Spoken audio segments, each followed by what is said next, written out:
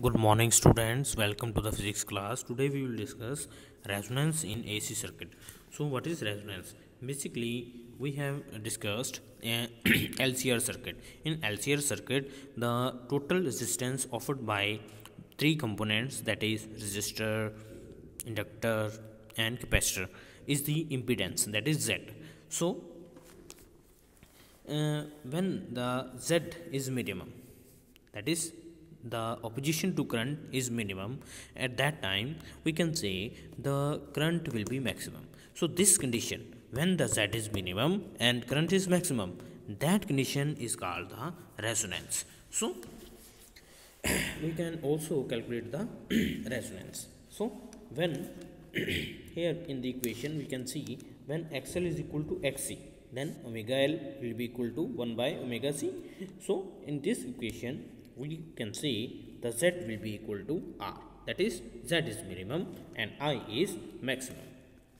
Now students, at resonant frequency we can also calculate the frequency by this equation, that is F will be equal to 1 by 2 pi under root of LC. So here you can see the graph. When we increase the frequency, this is called the resonant frequency, okay, where the Z is minimum and I is maximum. So we have, this is the I and here we have omega. So this is our resonant frequency. So at the resonant frequency the current is maximum, but as we move either side of the natural frequency, the omega, we change the omega, so current will start decreasing. So in this way we have this graph of omega. So students, this is called resonance and resonant frequency. Now power in AC. So we know that power in DC में हम क्या जानते थे, that power is equal to VI, that is current voltage into current. But students, here power in AC in LCR circuit we have instantaneous, because in DC voltage and current remains constant, but here in AC voltage and current not remains constant and continuously change its magnitude. So that's why we we have to calculate the small work done in the small time dt. Now students, this is our small work done. Here dW is equal to P dt, that is power, instantaneous power, EI, that is this, and we have small work done. Then total work done we can calculate by integrating. So after integration we got this. Now what will be the average power? Average power will be total work done upon time. So we divide this work done with time and we get the average power, which is equal to EI cos phi. Here cos phi is the power factor.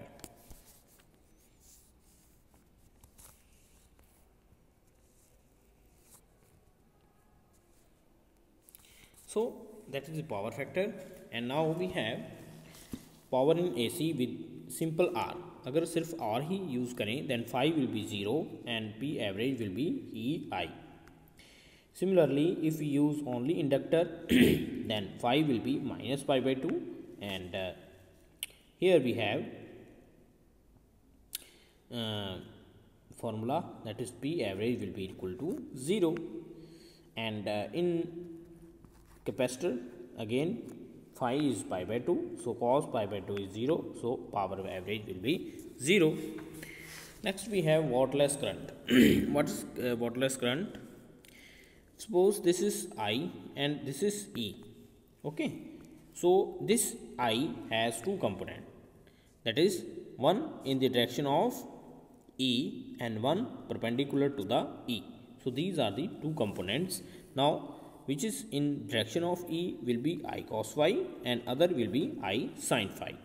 Now here the component I sin phi, this component of current called wattless current. Why?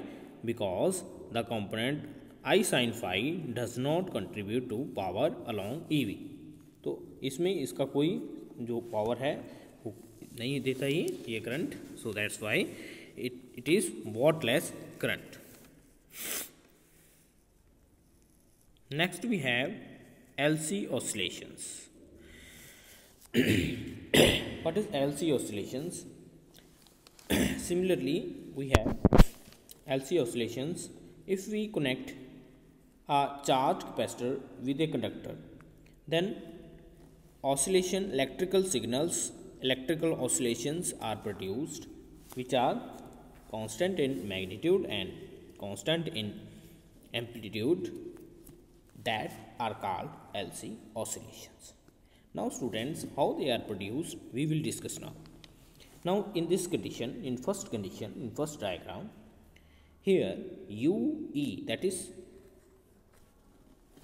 electrostatic energy of capacitor, will be maximum, and UB means electromagnetic energy of inductor will be 0. So as we connect the capacitor with the inductor, current start flowing and this capacitor start discharging. Now when the current start flowing, then here magnetic field is produced. So we can say this electrostatic energy is start changing into magnetic energy.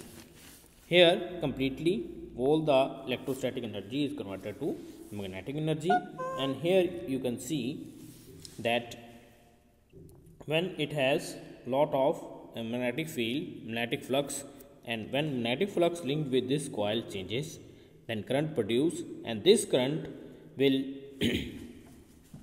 charge the capacitor. So capacitor is charged in opposite direction. Now here we have charging of capacitor. Here the capacitor is completely charged, so electrostatic energy is maximum and magnetic energy is 0. Again the first step will be repeated. Here fully charged capacitor, so electrostatic energy start flowing the current, and so that's why magnetic energy will produce. So in this manner this cycle will repeat. Now here these undamped oscillations, or we can say damped oscillations, are produced.